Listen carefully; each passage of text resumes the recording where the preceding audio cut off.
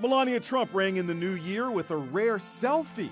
The First Lady beams in the close-up selfie. You can see 12-year-old Barron by her side. Melania hosted the annual New Year's Eve ball at Mar-a-Lago without President Trump.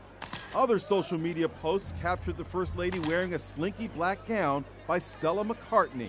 And this Instagram video shows Barron looking very dapper in a tuxedo. It was very lonely. My family was down in Florida. The president canceled his Mar-a-Lago vacation because of the government shutdown. He sure seemed lonely, posting this video on New Year's Eve.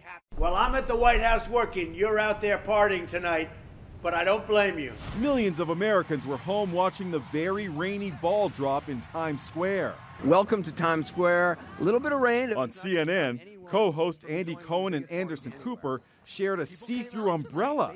But halfway into the show, the umbrella was gone. I had this umbrella. The lady from the Times Square Alliance came over and said, you have to get rid of the umbrella. This has been going on for an hour and a half off already. The air, and I said, I won't do it. He was like, no. What are you going to do, arrest me? Now they are threatening to pull CNN's spot from the credential, from Times Square for next year. But over at Fox News and NBC, the hosts were allowed to keep their umbrellas. TV personality Chrissy Teigen actually got poked in the eye when she went in to hug comedian Leslie Jones.